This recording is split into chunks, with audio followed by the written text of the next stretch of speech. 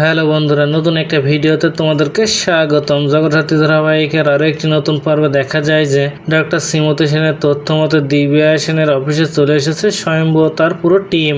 আর এসে দিব্যার কাছে জানতে চাইছে জগদ্ধাত্রীর যে ব্রেন সার্জারি হয়েছিল তার সম্পর্কে সে কিছু জানে কিনা। স্বয়ম্ভুর মুখে জগদ্ধাত্রীর নাম শুনে প্রথমে ঘাবড়ে যায় দিব্যা, আর ধরা পড়ে যাওয়ার ভয়ে সবটা মিথ্যা বলে। আর স্বয়ম্ভুর কাছে কোনো প্রমাণ না থাকায় সে দিব্যাকে আর অ্যারেস্ট করতে পারে না।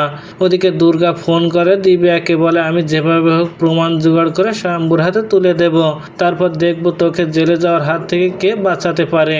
আর দুর্গা দিব্যার সাথে কথা বলার সময় জগদ্ধাত্রী যে দুর্গার মা সেটা ভুল করে দিব্যাকে বলে দেয়।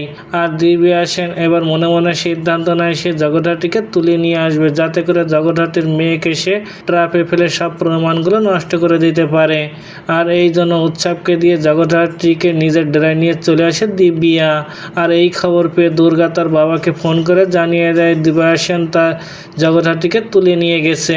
আর স্বয়ম্ভু দেরি না করে তার পুরো টিম নিয়ে সেখানে চলে আসে। আর ওদিকে তার আগে দুর্গা চলে এসে তার মাকে বাঁচাতে থাকে।